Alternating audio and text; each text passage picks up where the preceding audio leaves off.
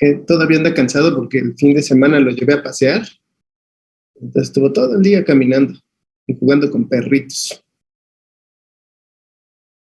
Por eso anda todavía dormilado. Sí. Pero ya, para que no los distraiga, lo voy a tener que bajar. ¿A Coffee? Ya.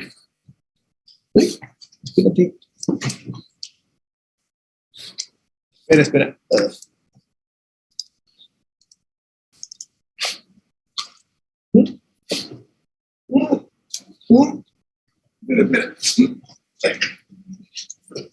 Ya, abajo. Bueno, ahora sí ya lo vieron.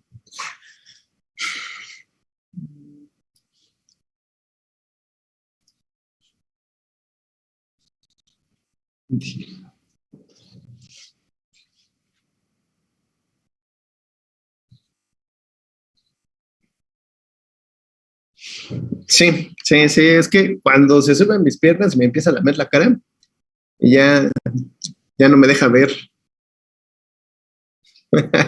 Bueno, espero que sí los alegre un poco. Bueno, ahora sí ya para iniciar, recuerdan que les había comentado que íbamos a ver pues la anestesia general y les había comentado que existen, o bueno, que han descrito diferentes etapas de la anestesia. Casi siempre describen 4 y se parecen un poco, pero a veces les cambian los nombres. No sé si alguien encontró algo relacionado con las etapas de la anestesia.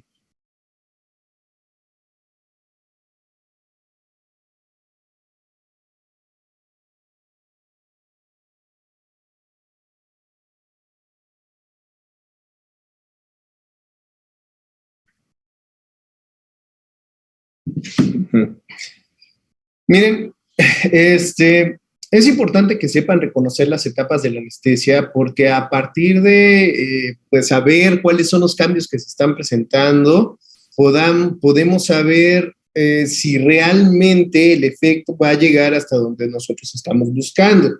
Y para eso, bueno, tenemos que saber qué estamos buscando. Aquí mencionan lo de un periodo preanestésico. Pues sí, hay un periodo preanestésico. A veces se subdivide en 2 etapas, que serían la etapa 1 y 2. A veces solamente se considera como una sola etapa de inducción, pero les digo que es variable. Todo depende del fármaco y la literatura. Sobre todo ahora que lleven su clase de cirugía, pues ya les estarán hablando de estas fases de la anestesia, porque como les digo, hay que saber reconocer en qué parte de la etapa estamos y de esa forma pues podemos identificar si el paciente ya está apto para una intervención o aún no está apto para una intervención. Para empezar, pues tenemos esta etapa 1.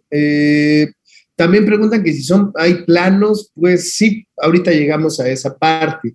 En el caso de esta anestesia general, estamos hablando de esta descripción de 4 etapas. En la primera etapa tiene varios nombres, lo pueden encontrar como analgesia, como movimiento voluntario o como fase de inducción o como etapa de inducción. En sí son 3 nombres distintos, pero que llevan más o menos a lo mismo. Y les digo más o menos porque recuerden que la analgesia como tal es la ausencia de dolor o la disminución de la percepción del dolor. Sin embargo, esta etapa inicial aún hay percepción del dolor, sí inicia una depresión del sistema nervioso central y en comparación a un individuo totalmente pues consciente, pues sí habría cierta diferencia en cuanto a la percepción del dolor.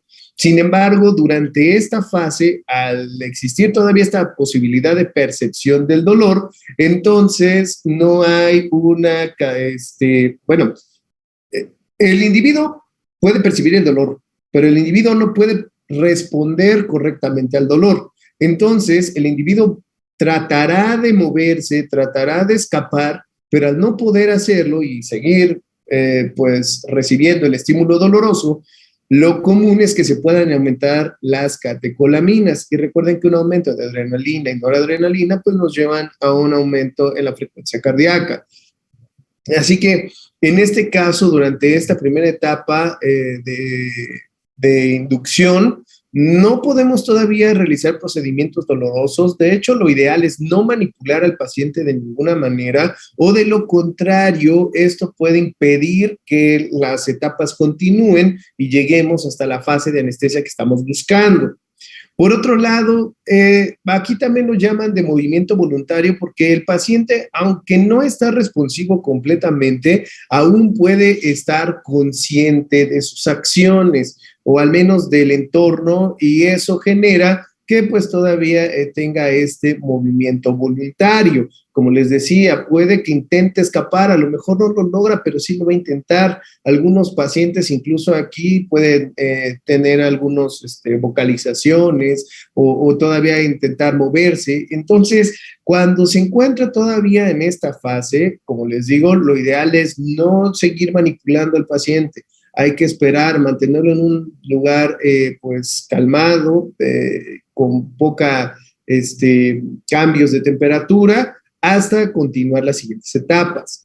Cuando hablamos de las aplicaciones intravenosas, la mayoría de las veces esta etapa pues dura muy poco tiempo, depende mucho de cómo lo administremos, pero a veces mientras estamos manteniendo la sujeción ahí y administrando el fármaco por la vía intravenosa, pasamos rápido de la etapa 1 a las siguientes etapas, y pues ahí no podemos dejar de manipularlo ya que tenemos que hacer la sujeción. Pero sea como sea, debe ser una sujeción en la que ustedes no generen dolor. Y como les digo, no pueden llevar a cabo ningún procedimiento doloroso. Eso incluye siquiera una pues incisión o algo pequeño. Después tenemos una segunda etapa que es llamada como etapa de delirio, movimiento o movimiento involuntario, o también la llaman como etapa de excitación. En la mayoría de los casos, pues esta no se presenta, y de hecho en la mayoría de los fármacos no se presenta. Sin embargo, sí se llega a presentar en algunos casos cuando no se avanza a la siguiente etapa, que es la etapa 3.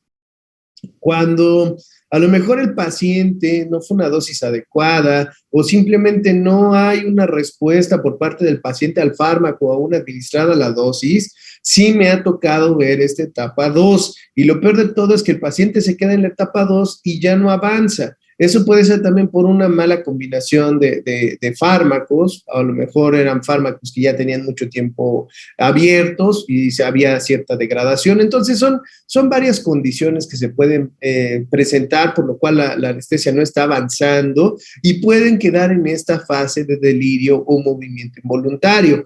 O simplemente, como les digo, pueden no suceder. Pasan directo de la etapa 1 a la etapa 3. Es muy variable. Pero en caso de que esto suceda, pues aquí sí está más relacionado este nombre de movimiento involuntario o delirio, porque ustedes van a tener un paciente pues que ya no va a responder a los estímulos, ya no va a tratar de moverse o de incorporarse, pero todavía pueden haber algunos reflejos presentes. Todavía ustedes pueden en algún momento hacer una manipulación pequeña y a lo mejor va a mover una oreja, va a mover los belfos, puede que se presente el reflejo palpebral o algo así. Preguntan que cuál era el otro nombre. Ah, sí, excitación, fase de excitación. Así también la llegan a describir. Les digo que describen las mismas etapas, pero con diferentes nombres. Entonces, pueden encontrar cualquiera de los 3 nombres. Por otro lado, les decía, en este caso, pues ya estamos hablando de una pérdida total de la percepción del medio, pero no necesariamente perder la capacidad de percepción del dolor. Si se encuentra el paciente en esta fase 2 o en esta etapa 2, tampoco es recomendable que se lleve a cabo cualquier estímulo doloroso. Aquí, ¿cómo diferenciamos entre esta etapa y la siguiente etapa? Pues lo que más nos va a llevar a una diferencia es el que aquí en algunas ocasiones se incrementan las frecuencias cardíacas y respiratorias. Lo común es que cuando ustedes administran un anestésico se deprime el sistema nervioso central. Al deprimir el sistema nervioso central, entonces reduce la frecuencia cardíaca y respiratoria. Eso es lo normal. No tiene que reducir más allá de los límites inferiores reportados para la especie. Por ejemplo, si sabemos que la frecuencia cardíaca va de 80 a 120 y la frecuencia inicial era de 110, va a reducir. A lo mejor reduce a 100, a 95, incluso puede reducir a 85, ¿eh? Y no hay ningún problema. Todo está bien mientras no reduzca de 80. Pero en este caso, eso iría pasando en la etapa 1 y eso también va a suceder en la etapa 3. Pero en esta etapa 2 puede haber una posibilidad de aumento de la frecuencia cardíaca. Y si estaban iniciando en 110, puede que aquí se eleve a 115, 120 o tal vez un poquito más, aunque no es muy común. Pero eso es algo que sí puede suceder, que durante esta etapa hay un ligero incremento de las frecuencias y después vuelven a reducirse hasta estabilizarse. Pero como les digo, esta etapa muchas veces no se presenta y a veces cuando se presenta es porque no está, no se está teniendo la respuesta adecuada al fármaco que se estaba administrando. Por otro lado, una vez que ya ha pasado de esta etapa, va a llegar a la etapa 3, que también es conocida como anestesia quirúrgica. O etapa anestésica, como le quieran decir. En el caso de esta fase, pues, o de esta etapa, aquí es donde se divide en planos y también depende mucho de quién es lo que lo describa, porque a veces simplemente lo describen como una etapa en general, simplemente anestesia quirúrgica, a veces lo subdividen en dos planos, como superficial y profundo, y otras veces lo llegan a subdividir en tres planos, que es como inicial, profundo y superficial, algo así. No recuerdo bien cómo era, pero les digo que todo depende mucho de quién lo describa. Entonces pueden ser como una única etapa, como dos planos dentro de una etapa o como tres planos dentro de una sola etapa. Aquí, ¿qué es lo importante? Lo primero es que las frecuencias cardíacas y respiratorias se tienen que estabilizar. A lo mejor inicias en 110 y terminas en 90, no hay problema, estamos dentro de lo normal. Y a partir de ahí, así es como se deben de mantener. ¿Cuál otra característica distingue mucho a esta etapa? Pues que ya no hay movimientos, ya no hay, como les decía, que ustedes lleguen a sujetar al paciente o hacer alguna manipulación ligera y hay un movimiento de orejas, un movimiento de patas. Esto ya no debe suceder, el paciente está completamente inmóvil. Por otro lado, aunque se considera que se pierden los reflejos, no todos los reflejos se pierden porque en el caso de la ketamina que veremos el día de hoy, no se pierde el reflejo palpebral. El reflejo palpebral pues se estimula presionando ligeramente la comisura interna del ojo. Entonces, justo ahí ustedes tocan ligeramente y si hay un parpadeo o un intento de parpadeo, ese es el reflejo palpebral. Pero como les digo, la ketamina no lo suprime, así que cuando hay ketamina, pues sí podría presentarse. Pero bueno, también otras cosas se van a presentar con ketamina y ni siquiera se puede medir bien. Por otro lado, en el caso de estos, o de estos pacientes, pues ya se va a estabilizar la respiración, ya se asume que hay cierto, movimiento rítmico de los músculos intercostales y el diafragma, pero algo que nos va a diferenciar mucho la etapa 3 y el resto de las etapas anteriores es que aquí ya debe de existir una pérdida total de la percepción del dolor. ¿Y cómo saber si eso ya sucedió? Bueno, pues para esto tenemos que infligir un poco de dolor. No les digo que lesionen al paciente, porque eso jamás debe de ser, nunca deben lesionarlo. Pero ¿cómo sabemos que hay una pérdida de dolor? Bueno, pues estimular un sitio muy sensible nos puede permitir saber si todavía hay o no percepción del dolor. Lo que deben hacer es que con unas pinzas con dientes, unas pinzas con dientes de ratón, presionan ligeramente a nivel interdigital. Debe ser una presión mínima, no para lesionar, solamente para que sienta la presencia de estas pinzas, y con eso, en caso de que aún haya percepción del dolor, pues el paciente va a retraer ligeramente los miembros. Si no hay una movilidad de los miembros, entonces ya podemos considerar que hay una pérdida de dolor o ya no hay percepción del dolor. Y es en ese momento cuando ya podemos estar llevando a cabo cualquier procedimiento doloroso. Aún así, para tener una buena anestesia quirúrgica, recuerden que lo necesario y lo recomendable siempre será combinar con algún relajante muscular y con algún analgésico opioide, porque de esa forma se puede controlar todavía mejor esta percepción del dolor. Y en caso de que todo salga bien, después de esto tendría que haber una recuperación del paciente. Y eso ya muchos no lo consideran como fase de la anestesia, porque como tal ya se está perdiendo el efecto de la anestesia. Pero en caso de que las cosas no salgan bien, puede presentarse la etapa 4. Y la etapa 4 entonces dice que es una depresión central generalizada que afecta a los centros vulvares hasta el paro respiratorio. De ahí que la etapa 4 la llamen parálisis vulvar, porque el problema que va a presentarse es que se deprime tanto el sistema nervioso central que entonces ya no hay una señalización para la respiración y el individuo muere por paro respiratorio. Esto, en la mayoría de los casos, no lo queremos. El único caso en el que buscamos que esto suceda es con la administración de pentobarbital para la eutanasia, porque es precisamente lo que buscamos, que se deprime el sistema nervioso central, no hay dolor, simplemente se reduce su percepción del medio, incluso el paciente tampoco va a estar consciente al momento de presentarse el paro respiratorio. Y eso, pues, es lo que se busca con estas condiciones de eutanasia, tener una muerte sin dolor, sin estrés por parte del animal. Pero como les digo, ese es el único momento en el que lo buscamos. Fuera de eso, no queremos una parálisis vulvar. Si la frecuencia cardíaco-respiratoria están reduciendo más de lo normal, entonces ya se tiene que hacer algún procedimiento de emergencia y pues será en ese momento cuando se tendrá que tener esta acción, pero generalmente y con los fármacos que se tienen en el mercado, pues lo más común es que se tengan buenos resultados sin llegar a esta parálisis vulvar. Preguntan, ¿en una profilaxis dental debemos llegar a anestesia quirúrgica? Sí. Lo ideal es estar en una anestesia quirúrgica, porque en el caso de la profilaxis ustedes van a estar manipulando la boca y además van a generar dolor. Dependiendo de bueno, qué tantas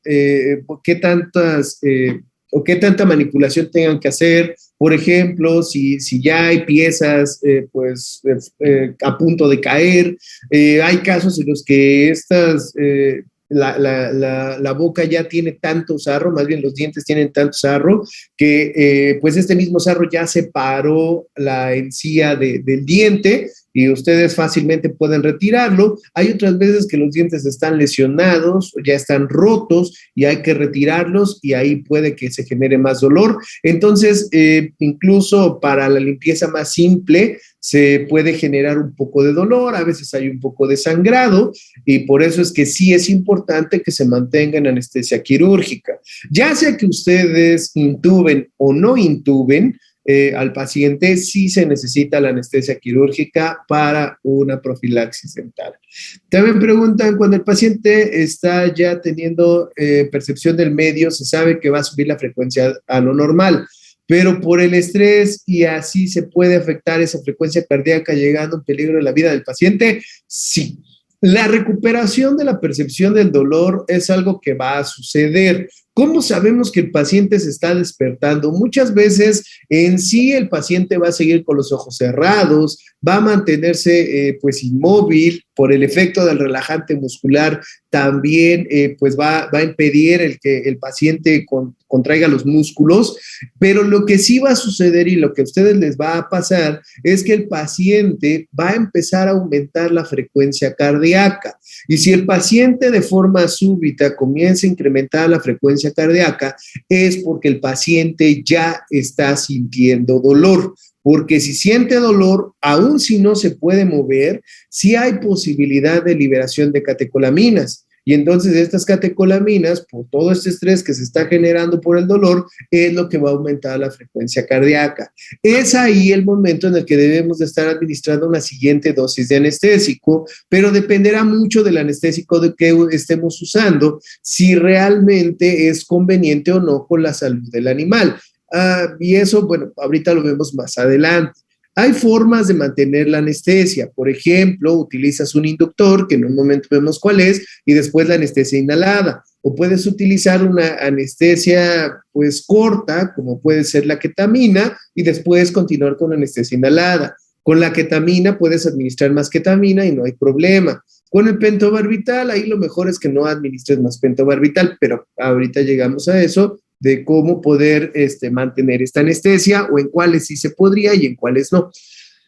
Sin embargo, como les digo, el paciente no se va a mover, pero un aumento en la frecuencia cardíaca y respiratoria sí es algo que les va a suceder. En conejos es una cosa horrible porque los conejos biotransforman los fármacos anestésicos rapidísimo. Hay, por ejemplo, la combinación ketamina-gilacina tiene una duración aproximada de los 30 a los 45 minutos en perros y gatos. Después de eso, ya empieza a aumentar la frecuencia cardíaca por la pérdida del efecto del anestésico, pero si están manipulando al paciente y están generando dolor, pues va a subir mucho más rápido y eso también, pues sí, podría llevar a problemas de salud. Entonces, en ese caso, ustedes todavía tienen un poco de tiempo para administrar más ketamina, gilacina y volver a controlar el estado anestésico en los perros y en los gatos. Es relativamente simple. Pero en el caso de los conejos es horrible porque los conejos apenas tienen una duración cercana a los 20, 25 minutos con suerte, y el conejo de un segundo a otro empieza a incrementar su frecuencia cardíaca y respiratoria, y de repente el conejo se levanta, así rapidísimo, intenta ponerse de pie para tratar de huir. Entonces hay que sujetar rápido al conejo y en la vena marginal de la oreja hay que estar administrando otra dosis del medicamento y eso hay que hacerlo en segundos. Por eso en conejos tienen que tener ya hasta el medicamento listo para cuando se vaya a despertar y es pues muy rápido. En otras especies les digo que les da tiempo el notar cómo va incrementando la frecuencia, pero el conejo es en segundos. Pasa de estar de la fase 3 a estar despierto. Es rapidísimo. Pero sí hay que tener cuidado porque si no, sigue aumentando la frecuencia cardíaca, siguen liberándose las catecolaminas y entonces pues se llega a la muerte del paciente.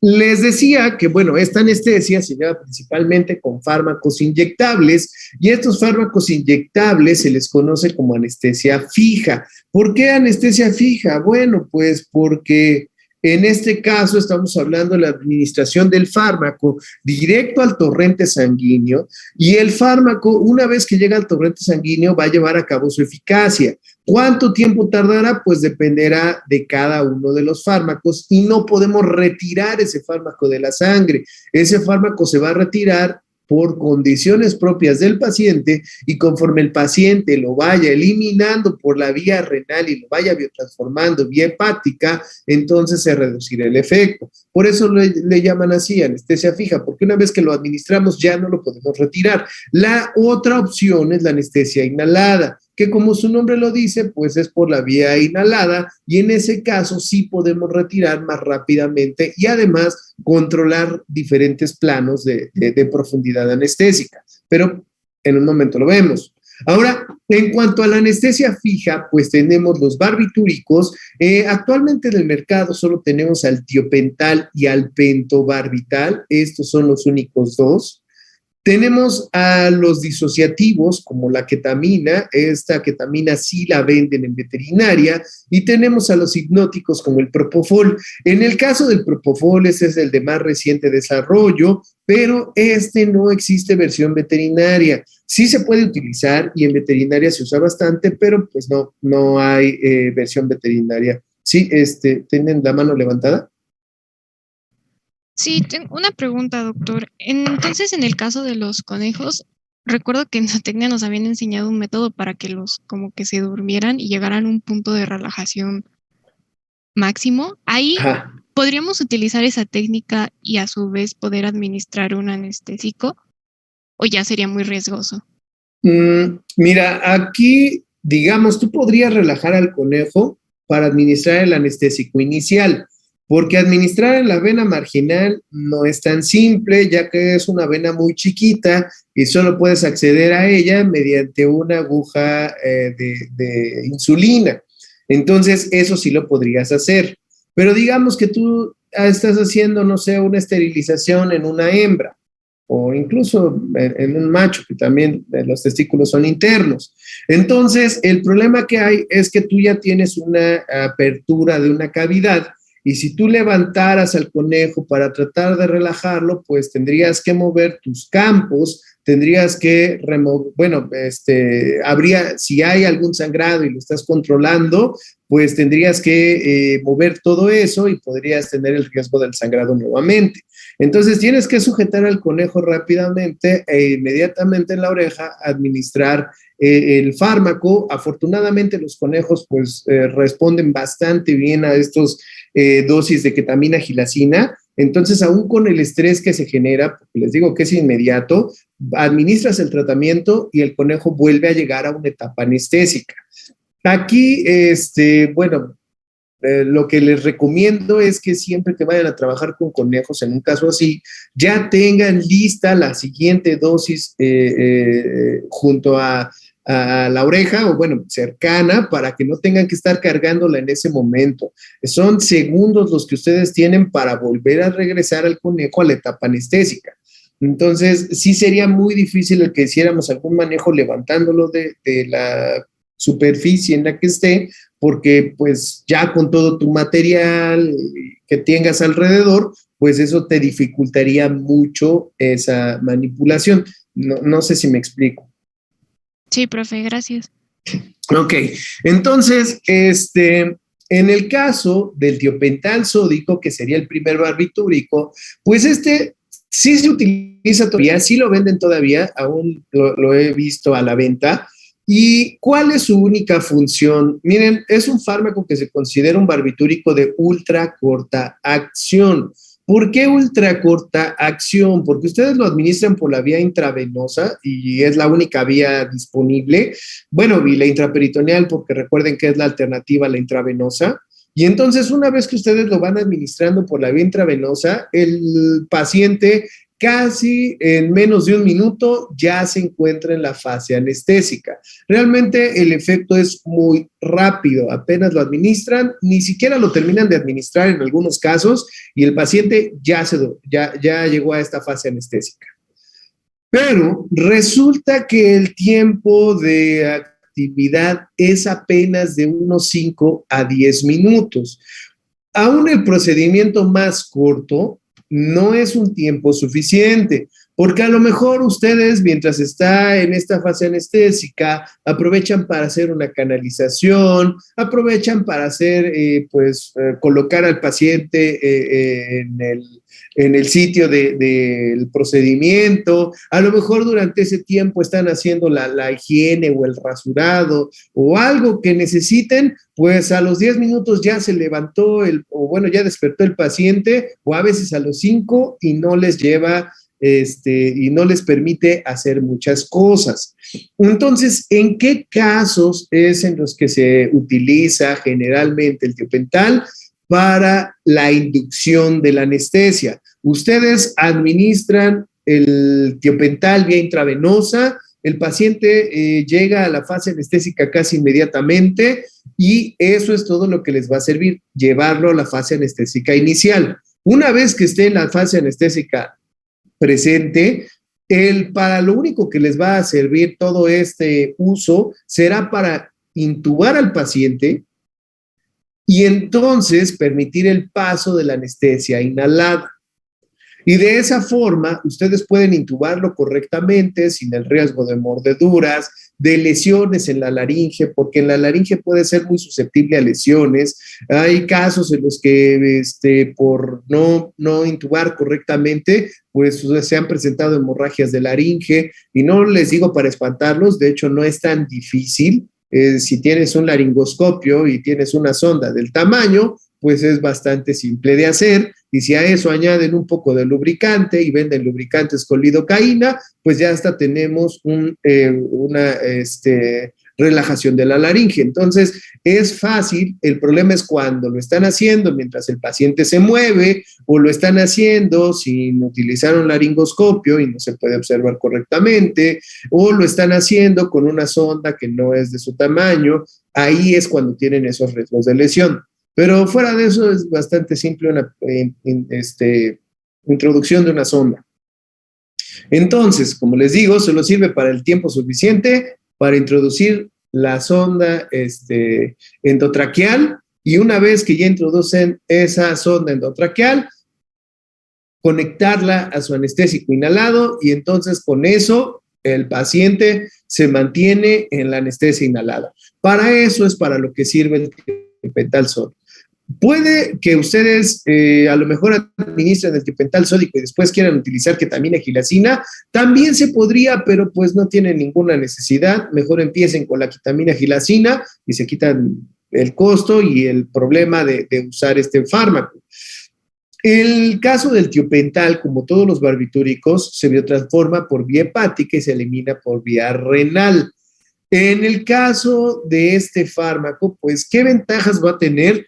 Todos los barbitúricos en general tienen un efecto relajante de la musculatura. Entonces, con esto ustedes relajan la musculatura, no solamente esquelética, también parte de la musculatura lisa. Van a deprimir ligeramente la frecuencia cardíaca por el efecto depresor que les contaba de la depresión del sistema nervioso central. Y eso, pues, como les digo, será suficiente para la intubación, para la anestesia inhalada. Y ya. Desventajas: si ustedes, por ejemplo, anestesian directamente a un paciente con el tiopental, y después esperan a que éste se despierte sin haber utilizado la anestesia inhalada, como se pierde rápidamente el efecto a los 5 o 10 minutos, entonces el paciente despierta casi inmediatamente levantándose y pues poco consciente de lo que hay a su alrededor por la depresión que se tenga en ese momento del sistema nervioso central, lo que hace que a veces los pacientes incrementen rápido su frecuencia cardíaca, a veces su frecuencia respiratoria por ese estrés de repente levantarse de casi un brinco, y por otro lado, el que a veces eso puede llevar un poco como les digo, al estrés, de ahí tal vez a la agresión por parte del paciente, y pues por eso no es tan conveniente su uso único. Y por eso es mejor que solo lo usen como inducción, luego la anestesia inhalada por el tiempo que necesiten, ya sea 10 minutos más, 20, 30, 2 horas, lo que sea necesario, y entonces ya el paciente para ese momento, pues ya no tendrá esta recuperación brusca, tendrá una recuperación pero más relacionada al anestésico inhalado. Y como les decía, es un depresor del miocardio, por lo que deben de tener mucho cuidado en caso de una sobredosis. Lo que se recomienda aquí es que ustedes no administren la dosis completa inmediatamente. Lo que tienen que hacer es, van administrando por la vía intravenosa lenta, digamos que ya calcularon y le corresponden 3 mililitros.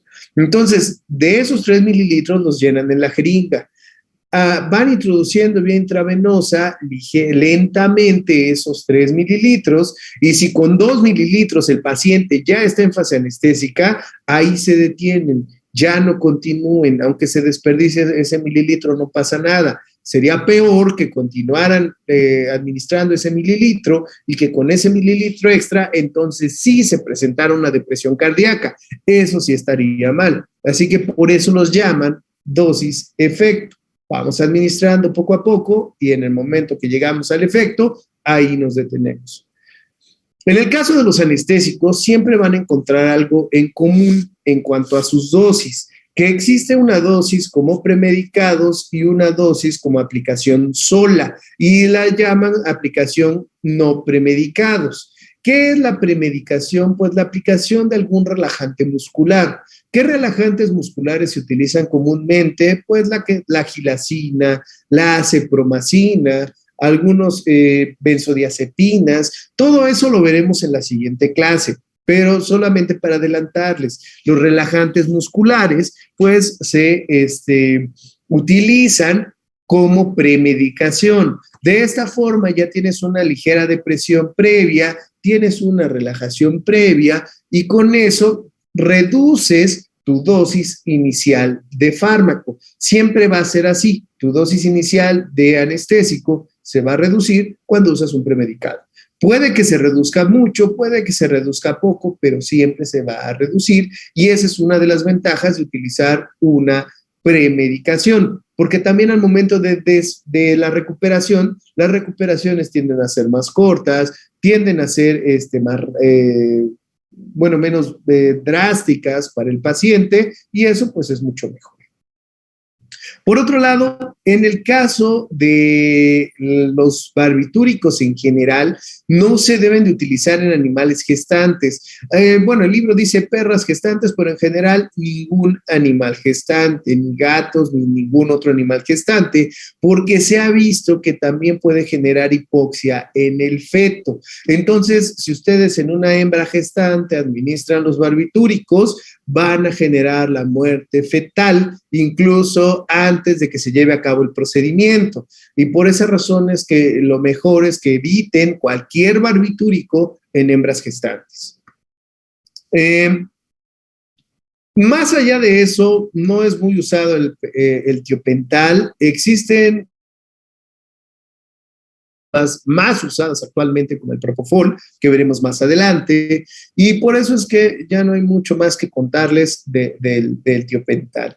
Pero el siguiente que sí hay mucho que contar es el pentobarbital. El pentobarbital se considera un barbitúrico de corta acción y no es tan corta, de hecho llega a ser algunas horas, pero al final antes habían más barbitúricos y los barbitúricos se fueron clasificando como ultra corta, mediana y larga acción.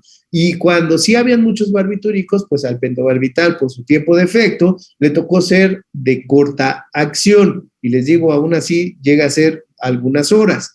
Los de, mediana y larga acción ya no se usan ni en humanos ni en animales, por los riesgos que conlleva mantener el efecto por tanto tiempo y por otro lado los índices terapéuticos tan bajos que tienen los barbitúricos.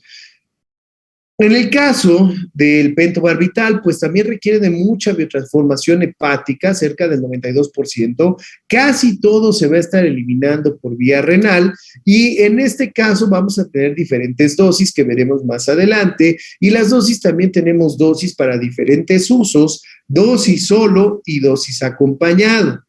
En el caso del pentobarbital también es dosis administración a dosis efecto y el pentobarbital tiene un pH tan alto, me parece que era de 11.5, algo así, que por esa razón solo debe ser aplicado por vía intravenosa o su alternativa intraperitoneal. No se puede administrar por ninguna otra vía porque de lo contrario se puede presentar una necrosis local y entonces eso genera mucho dolor y ni siquiera se generaría el efecto anestésico. Así que es una condición del pentobarbital. Al inicio y durante mucho tiempo se utilizó el pentobarbital para principalmente anestesia.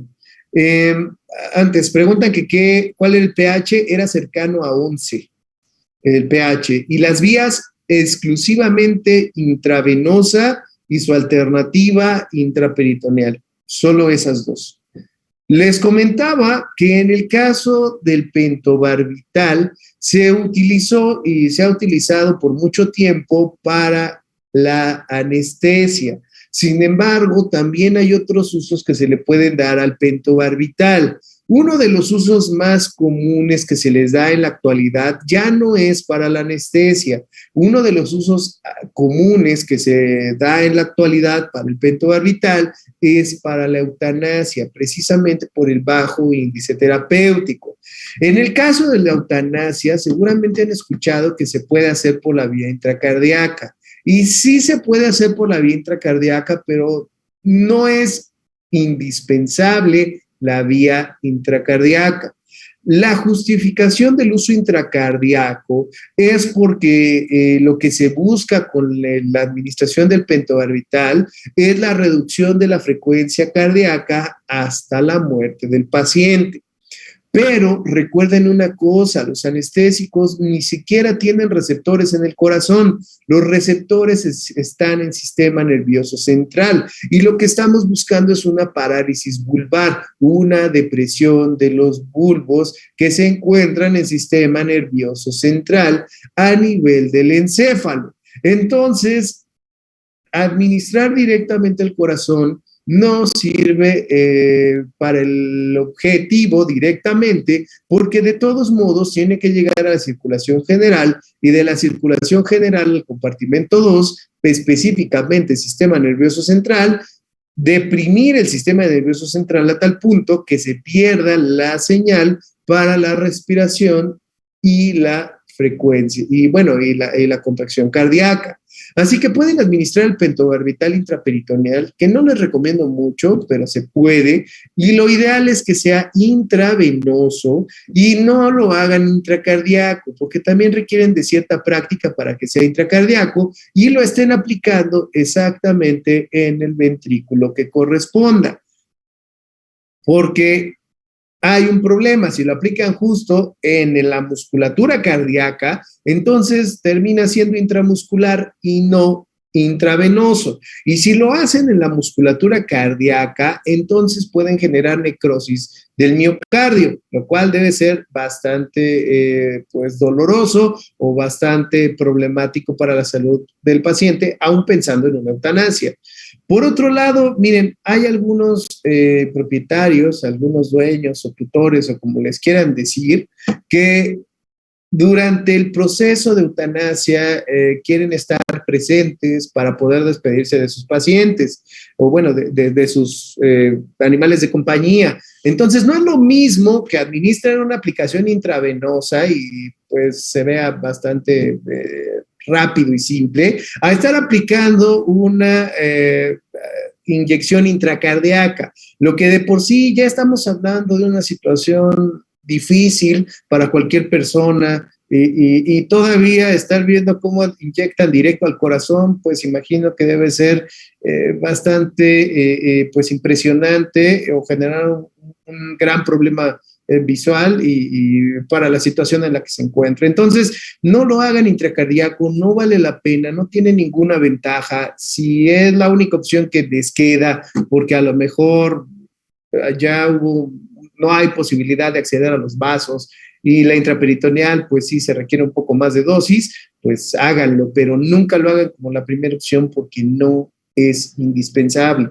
Aquí dice, tuve un perrito que lo eutanasiaron por vía intracardíaca porque estaba muy deshidratado y por vía intravenosa porque creo que no era muy viable. Pues sí, pero hablamos de un caso muy especial en el que el perrito, bueno, ya tampoco te servía de nada hidratarlo, al final de cuentas, lo que se iba a realizar en la eutanasia. Entonces, pensando en un caso así, pues bueno, era la opción que quedaba. No es indispensable, pero era la que quedaba. ¿Se puede? Claro que sí. Hay que tener algo de práctica y algo de conocimiento de anatomía, pero de que se puede, se puede. Aquí, por ejemplo, si hablamos de un animal ya geriátrico que tiene algún problema de cáncer o ya es un problema de salud hepático severo, pero todavía hay posibilidad de acceder a los vasos, pues mejor accedan a los vasos. Pero les digo, aquí depende mucho de la posibilidad de acceso, porque es muy importante esa condición. Simplemente no tomen a la intracardíaca como la vía exclusiva del uso de la eutanasia, porque no lo es. No es una vía exclusiva. Pueden usar la intravenosa y es también una vía de uso para la eutanasia. Ahora, les decía que en cuanto al tiempo de efecto, pues puede ser de 1 hasta 2 horas de anestesia, y aquí pues es bastante variable, puede que a algunos les toque 1, a otros les toquen 2, y la recuperación puede ser de 4 horas y a veces un poco más, porque también la recuperación no es muy rápida. Por otro lado, cuando ustedes administran el pentobarbital, la frecuencia cardíaca se reduce rápido. Y de hecho, van a tener una frecuencia cardíaca reducida por los primeros 40, 60 minutos.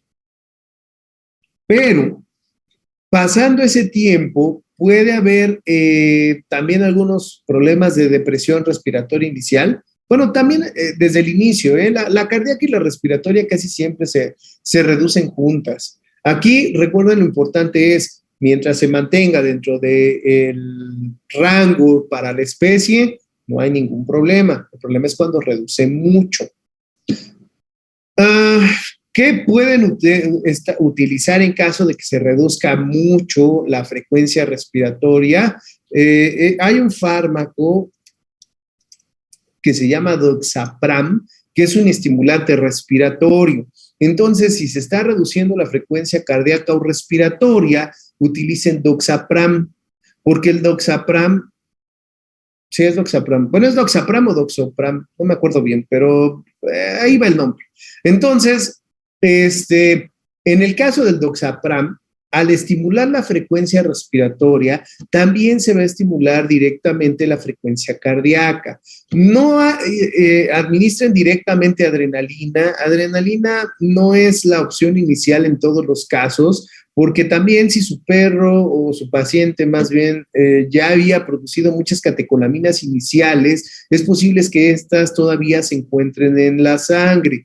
Y entonces, si ustedes aumentan las catecolaminas con la aplicación de adrenalina, puede que tengan un excedente de adrenalina y eso eleve tanto la frecuencia cardíaca que lleve a la muerte del animal. Mejor usen el Doxapram, se va a estimular la frecuencia respiratoria y con eso directamente la cardíaca y es mucho más seguro. Claro, también tiene su nivel de riesgo, como todo aquí. El Doxapram también es fármaco de emergencia y por lo mismo es un fármaco controlado y pero es importante que lo tengan a la mano. Ahora, al momento de la recuperación es todo lo contrario a lo que sucede durante el periodo de anestesia.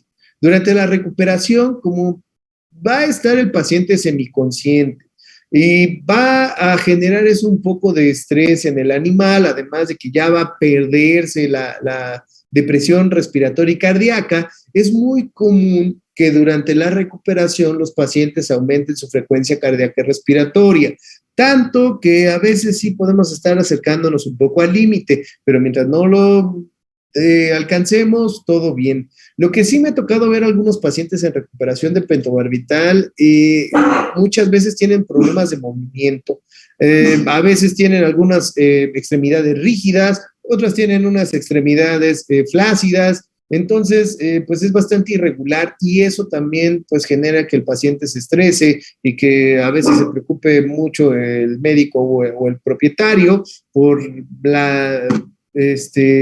lo impactante que llega a ser a veces el paciente durante la recuperación con pentobarbital.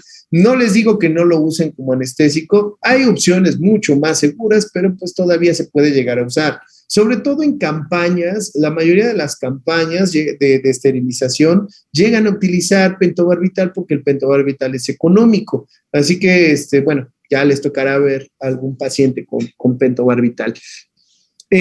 Dice, ¿puede repetir por qué es mejor el Doxapram que la adrenalina? Lo que pasa es que el Doxapram es un estimulante respiratorio. Entonces, tú estimulas la respiración porque va a estar activando ligeramente al sistema nervioso central sin aumentar directamente la frecuencia cardíaca. Si, por ejemplo, tu paciente pues estresó mucho antes de la cirugía, pues seguro ya hay algunas catecolaminas libres, ya están ahí.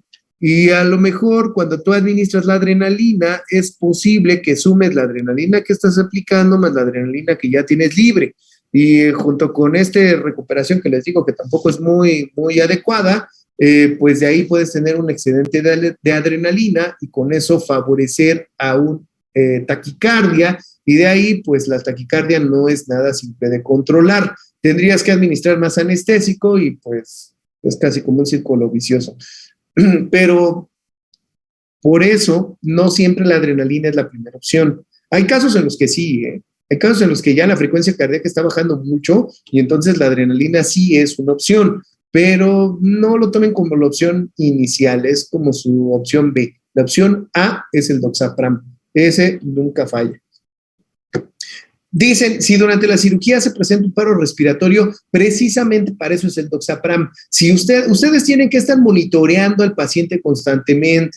De hecho, lo ideal es que lo monitoreen segundo a segundo. Para eso venden estos monitores multiparamétricos. Lo malo con estos monitores es que pues tienen un costo elevado en algunos casos. Hay otros que no son tan costosos. Yo los he visto desde 5,000 pesos, pero por la seguridad que les pueden dar a ustedes, pues es una inversión que vale la pena. Y les digo, los he visto desde ahí, ¿eh? Hay unos más costosos, pero pues que ahí dependerá mucho de lo que ustedes puedan invertir inicialmente, pero ese es lo ideal. Ahora, si no tienen esos medidores multiparamétricos que son segundo a segundo, lo ideal es que ustedes estén midiendo estas frecuencias constantemente con un plazo o un lapso no mayor a 5 minutos. Sí, sé que es difícil, pero hay que hacerlo, porque si no están evaluando al paciente, es posible que empiecen a reducir las frecuencias, no lo noten hasta que ya sea muy tarde. Si ustedes están manteniendo una pues, evaluación constante, es más fácil que noten cuando ya está bajando la frecuencia, cuando el paciente posiblemente está acercándose al límite inferior de sus constantes fisiológicas, y ahí es cuando pueden estar utilizando el doxapram. Y si ya estamos hablando de un paro respiratorio, pues en ese caso sí es conveniente el uso de adrenalina porque el doxapram ya no va a funcionar. Lo que hay que hacer es ver si va a reactivarse el corazón, y con el corazón pues ya podría haber una recuperación de la respiración. Por otro lado, también hay otras opciones como masajes cardíacos, también se puede. Hay casos en los que se tiene que dar un masaje cardíaco y una pues, respiración asistida. Para eso existen estos AMBUs, no sé si los conozcan, pero son como unos globitos que se conectan directamente en el respirador. Por eso también se recomienda mucho el uso de estas ondas endotraqueales, porque ahí también es más fácil evaluar la respiración, pues se puede ver cómo se va empañando la sonda, y por otro lado, ahí conectan inmediatamente el AMBU y ya pueden estar introduciendo el oxígeno, haciendo la respiración mecánica junto con el masaje cardíaco. Y sí dicen, sí, el médico realizó un masaje cardíaco, sí, sí, la cosa es volver a activar el corazón. Entonces, un masaje cardíaco puede funcionar, se hace una presión a nivel del corazón, es que depende mucho de la especie en cuanto a velocidad y presión, pero eso es una de las cosas, y les digo que junto con su respiración artificial es lo que más les va a ayudar a estas recuperaciones. Pero hay que tener todo ese material ahí listo. Es posible que en mucho tiempo no lo usen, pero el día que lo necesiten, ahí ya lo van a tener. Igual el doxapram, ¿eh? Doxapram, manténganlo cerca, es un fármaco de emergencia. Ahora, también se sabe que con la temperatura va a reducirse por la pérdida de calor que se pueda tener con la vasodilatación. Entonces también es posible que durante la recuperación o durante el procedimiento se tenga cierta hipotermia.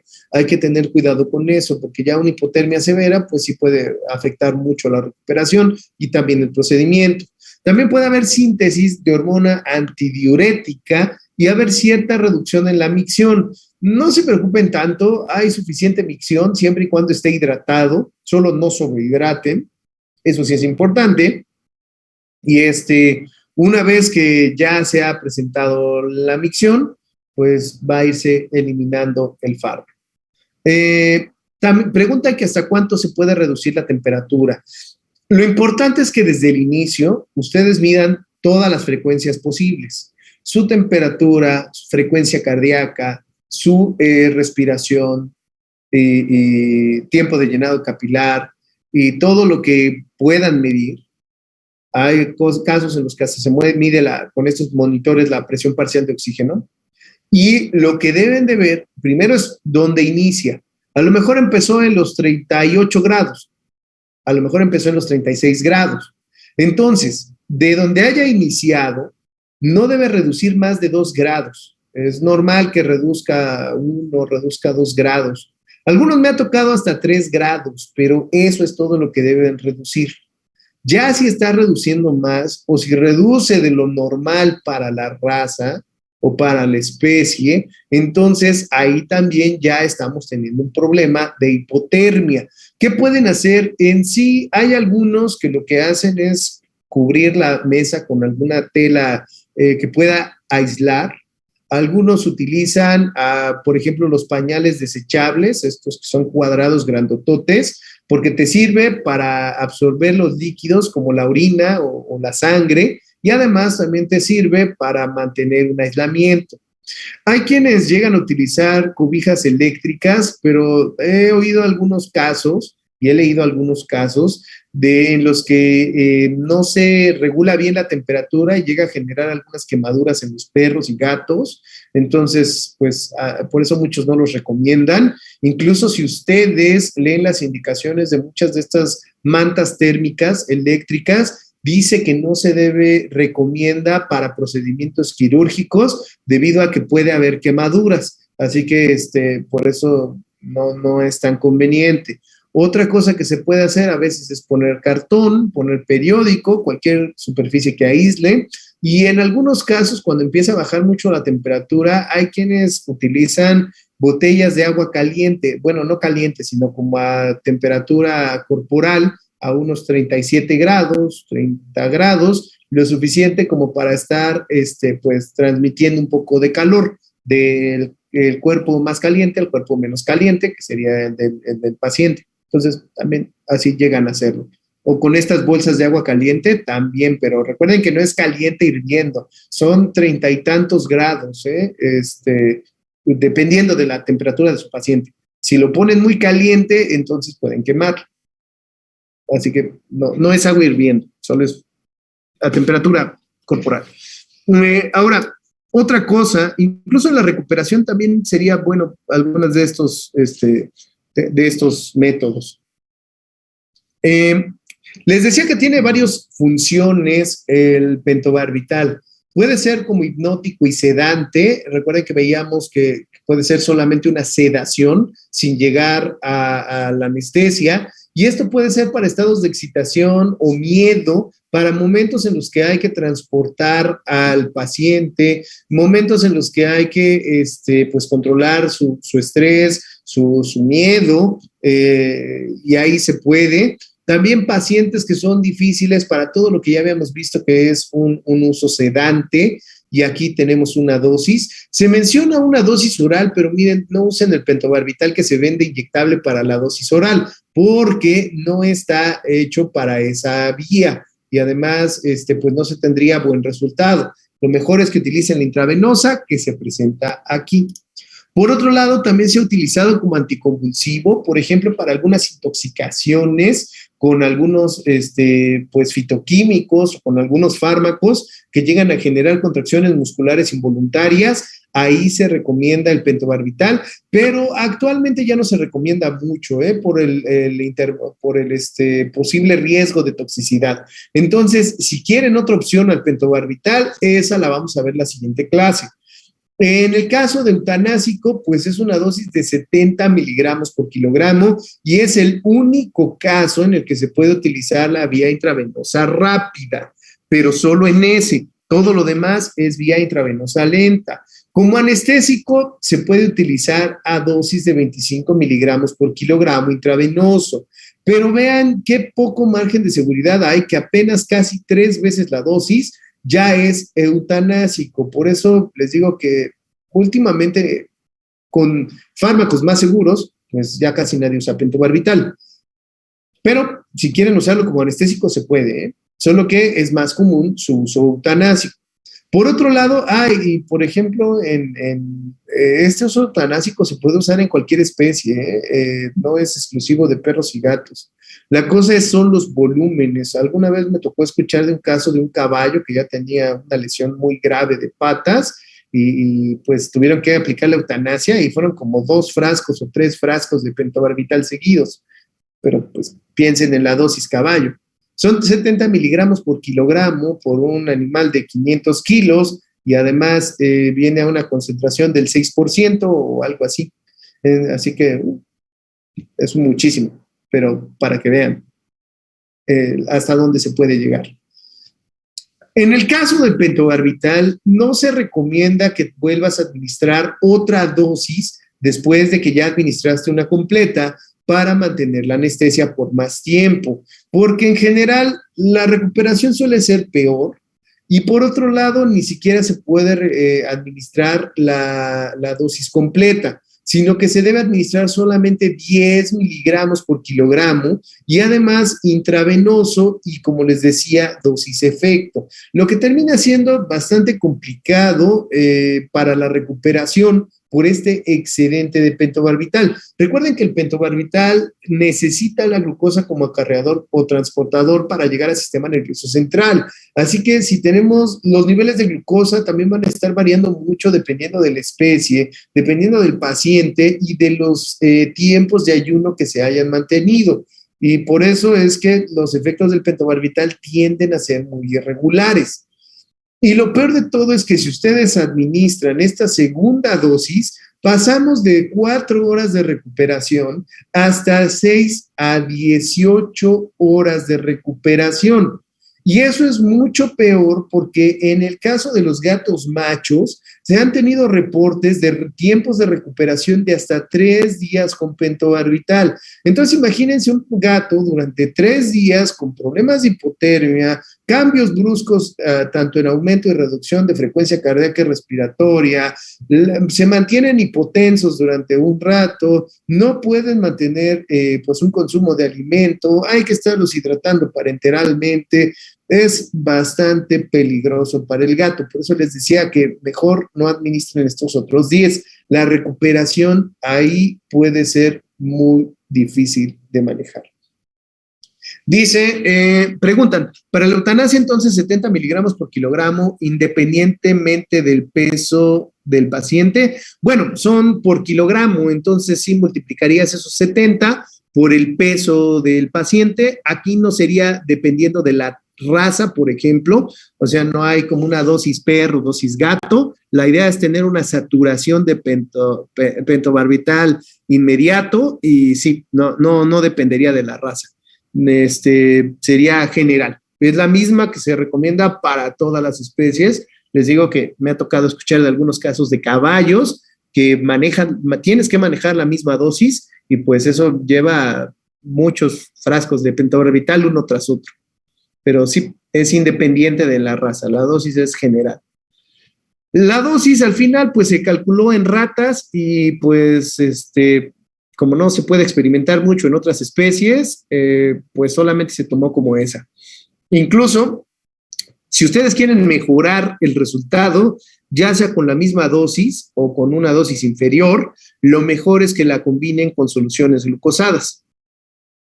Pero ahorita llegamos a eso. Ahora, en cuanto a los efectos adversos, pues ya les comenté mucho de estos. El margen de seguridad estrecho, no debe ser utilizado en hembras gestantes, puede generar la hipoxia del feto, si lo aplican fuera de la vía intravenosa puede generar necrosis. Entonces, todo eso ya lo habíamos visto, al igual que la depresión respiratoria y cardiovascular, eso también ya lo vimos. Y en cuanto a las interacciones, pues les decía lo de la glucosa. Si ustedes administran glucosa, aumentan el paso del fármaco del compartimento 1 al compartimento 2 y con eso pueden hacerlo tóxico o regresar al estado anestésico, lo que quiera que pase primero. No hay, todo depende de la cantidad de glucosa y la cantidad de pentobarbital que quede en sangre. Así que no deben usar soluciones glucosadas si es que lo utilizaron como anestésico. Pero si lo utilizaron o lo están utilizando para la eutanasia, entonces sin problema pueden utilizar este pentobarbital. También pueden utilizar algunos analgésicos o preanestésicos. En el caso del preanestésico, estos relajantes son antes, y en el caso de los analgésicos también lo pueden utilizar antes, considerando que son analgésicos opioides. Recuerden que los antiinflamatorios, esos se usan después, pero de preferencia cuando ya se recuperó el paciente o cuando ya está recuperándose. Y bueno, fuera de eso,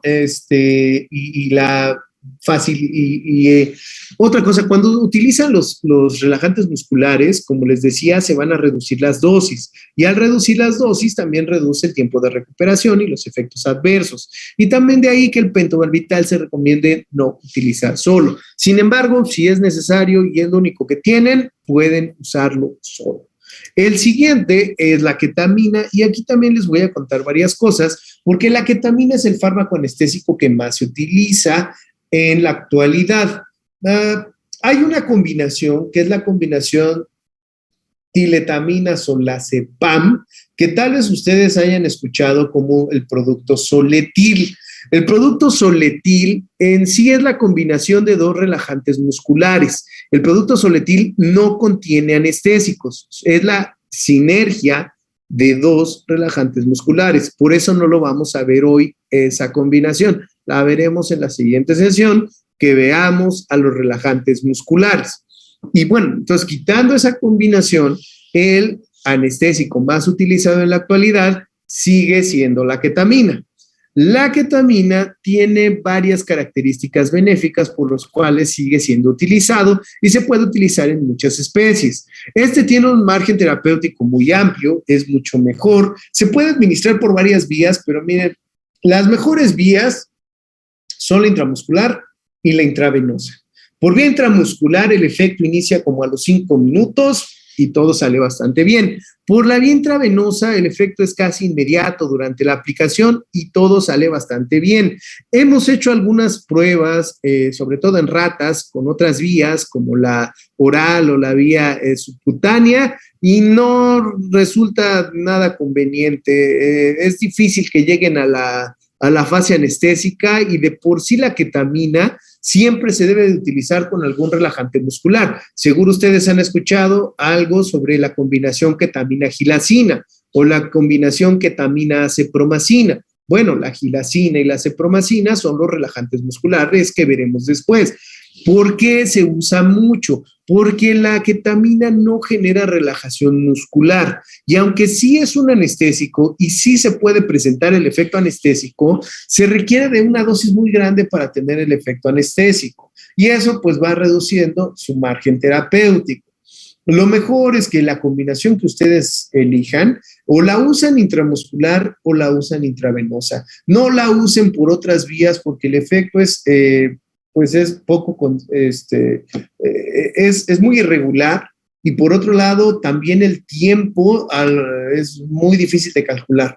Les decía que con esta combinación tienen entre 30 y 45 minutos más o menos. Por otras vías a veces se quedan en la etapa 1 o en la etapa 2 y no avanzan de ahí, y ya nunca llegan a la 3.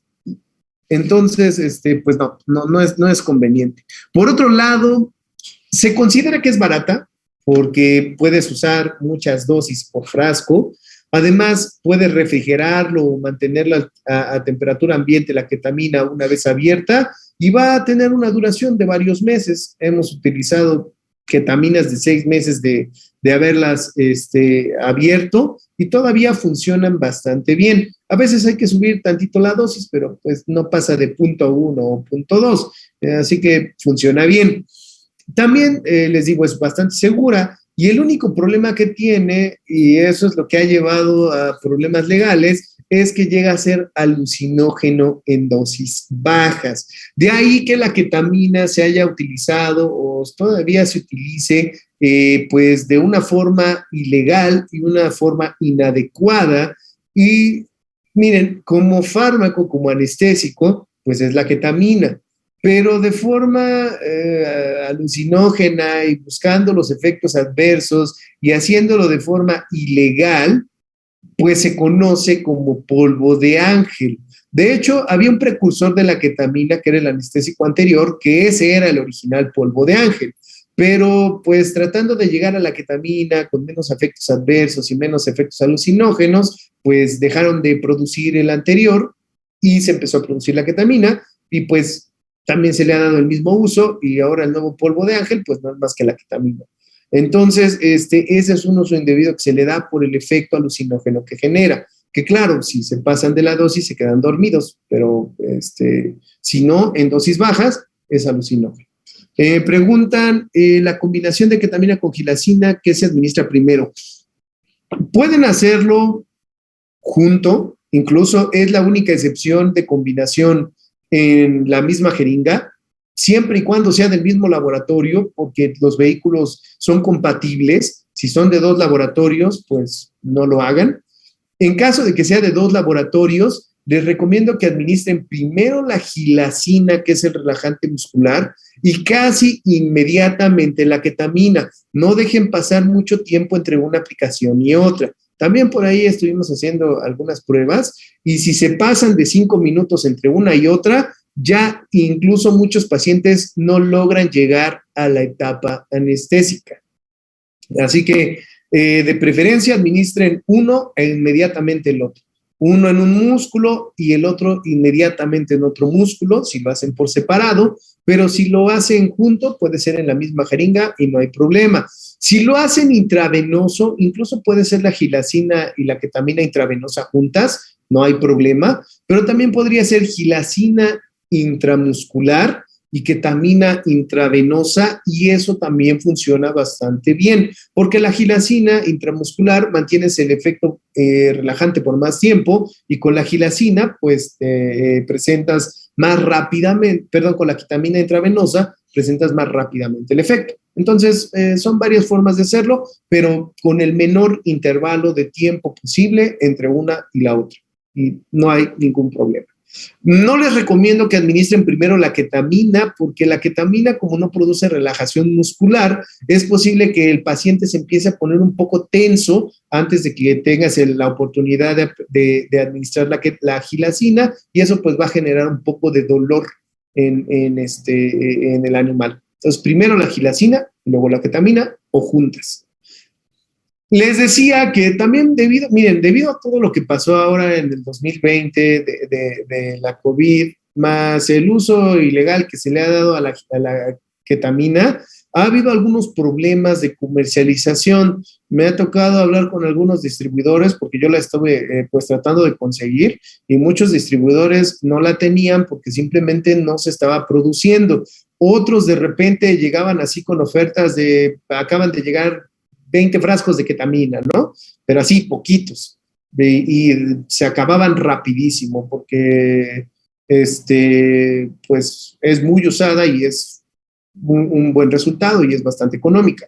Entonces, de ahí que, pues, se ha tenido que, o se ha comercializado más Solmetil que les decía. Pero entonces, no es tanto el que la ketamina sea mala o que la ketamina tenga un mal margen de seguridad. Lo que pasa es que estos últimos 2 años la comercialización de la ketamina ha sido pues bastante deficiente. Parte, pues la falta de, la dificultad de importación, y por otro lado, los problemas legales y no directos de la ketamina, sino lo que se ha generado por el mal uso y una venta pues, clandestina e ilegal de este producto. Pero bueno, eso ustedes de preferencia no lo hagan. Ahora, les decía que no va a producir relajación muscular y sí puede generar una salivación excesiva. Incluso es conveniente que si ustedes lo van a utilizar, cuiden mucho la boca y la posición del paciente porque puede haber broncoaspiración.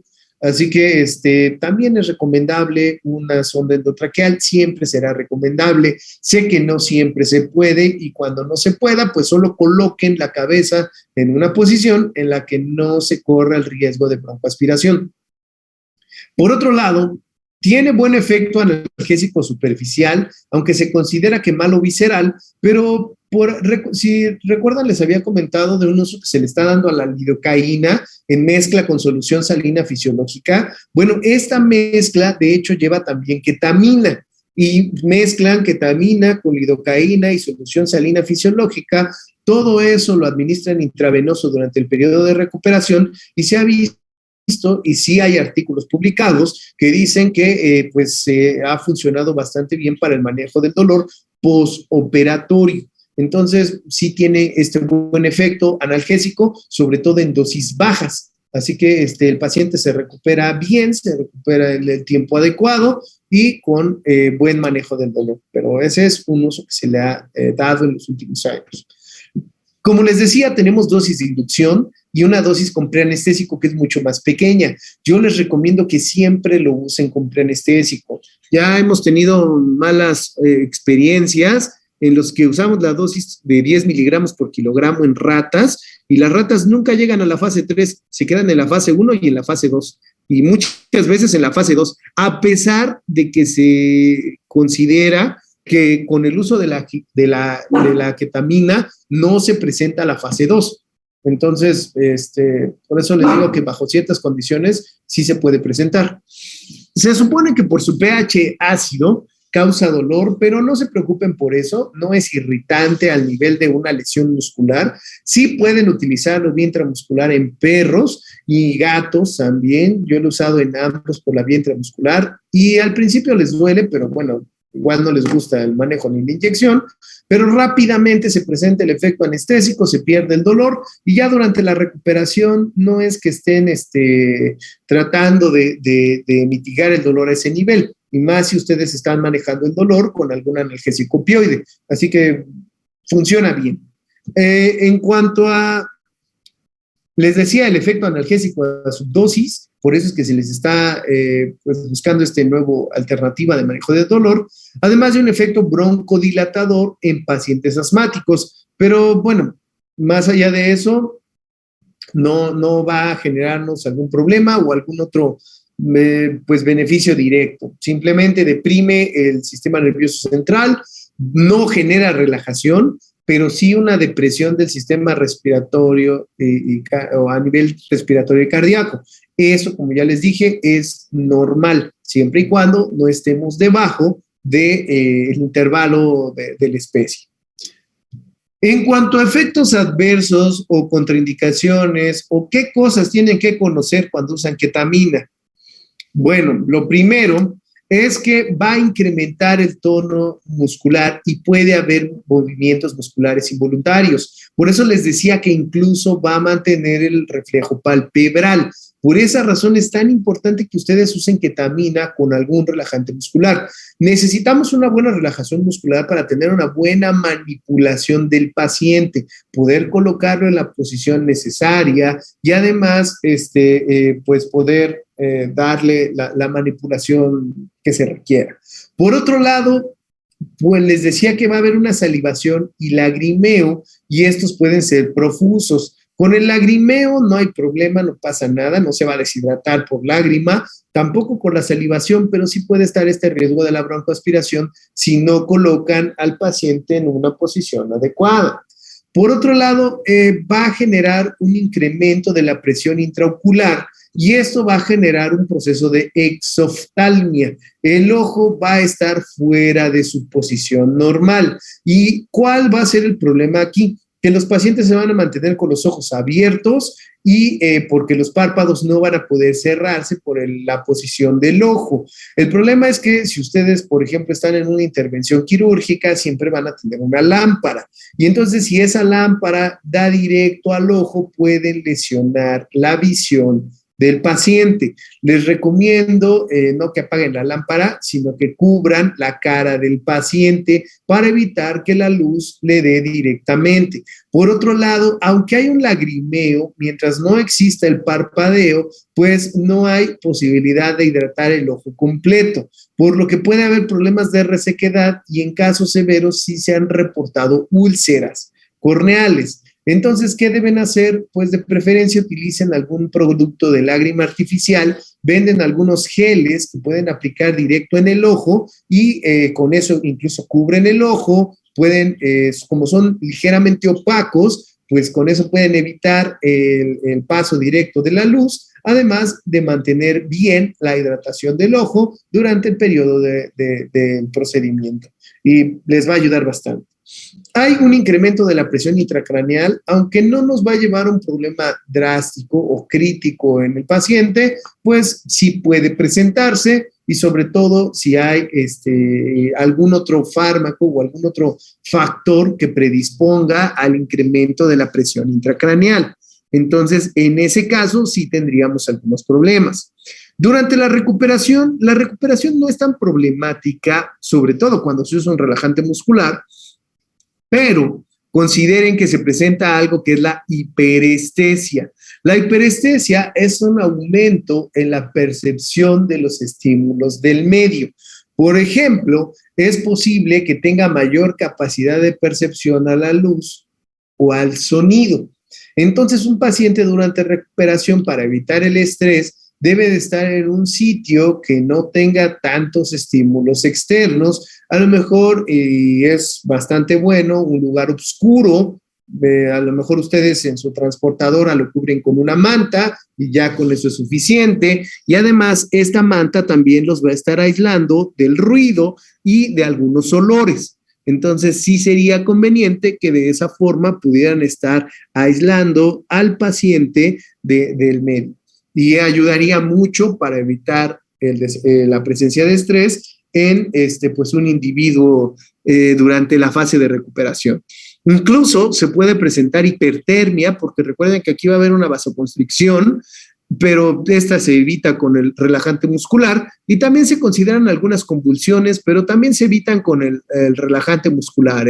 Lo que más he visto es la hiperestesia, ven los gatos salivando, pupilas dilatadas por el relajante muscular y también con problemas para ponerse de pie. Y a veces como que les tiembla la cabeza porque no se pueden mantener bien el equilibrio, pero los mantienen en una transportadora, una jaula, algún contenedor y ahí tienen una buena posibilidad de recuperación y más o menos tardan también como unas 4 horas ya en estar listos para empezar con algún manejo. Pero funciona bastante bien la ketamina. Pasamos al siguiente, que es el propofol.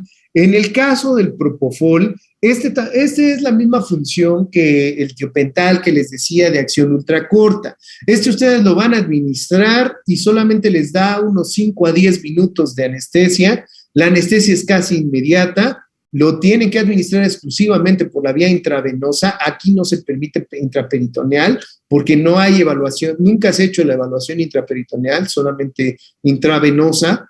Y le sirve para el tiempo suficiente para la intubación.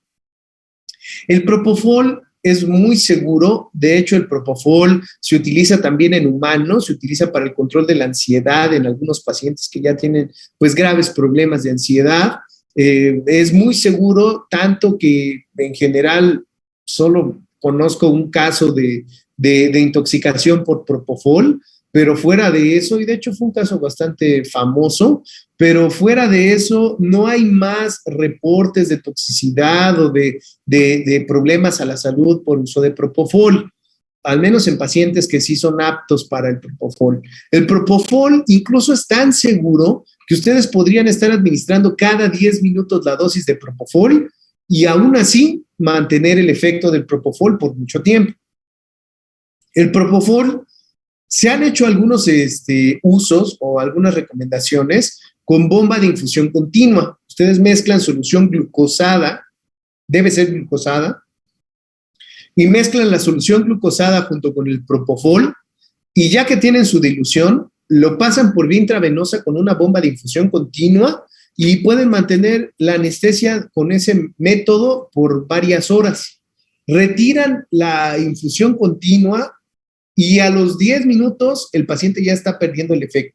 Y como a los 15, 20 minutos después de perder el efecto, el paciente ya se recuperó, ya recuperó sus frecuencias originales, ya recuperó su tono muscular. Entonces su recuperación es rápida, es muy suave, es muy fácil, pero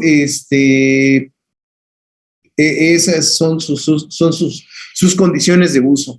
¿Por qué no se usa mucho con la bomba de infusión continua? Pues porque, para empezar, la bomba tiene un costo, es variable, pero es un costo, yo lo he visto desde 5,000 pesos en adelante, y pues no es como que se use mucho, más allá del uso del propofol y por ahí uno que otro fármaco que también se llegan a recomendar.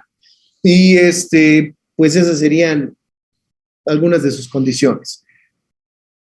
¿Qué casos no es tan conveniente el propofol? ¿Cuáles serían estas desventajas? Pues para empezar, el propofol contiene un vehículo hecho a base de fosfolípidos.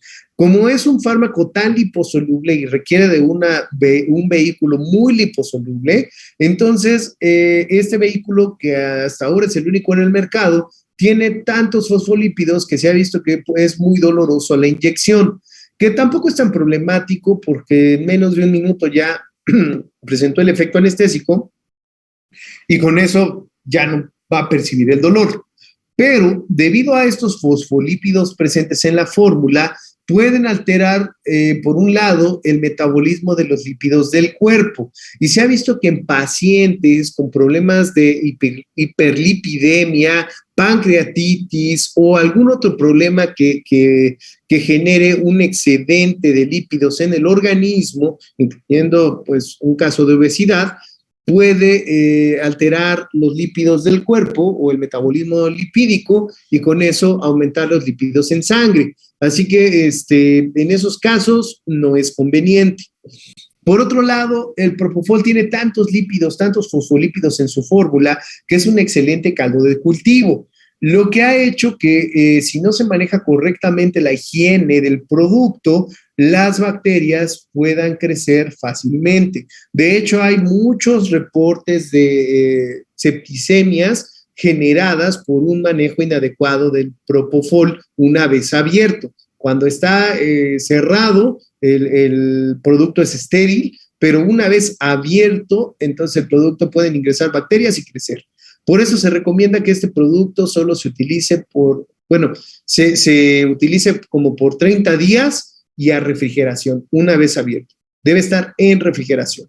Si se calienta o algo, pues recuerden que los ácidos grasos se pueden enranciar y con eso se altera la formulación. Pero mientras manejen bien el propofol, no hay problema. Es muy seguro, es muy bueno, fácil de usar.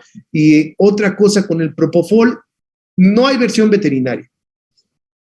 Solamente se consigue versión de humanos, pero si ustedes tienen su cédula profesional, pueden comprar en cualquier farmacia de humanos el propofol sin problemas.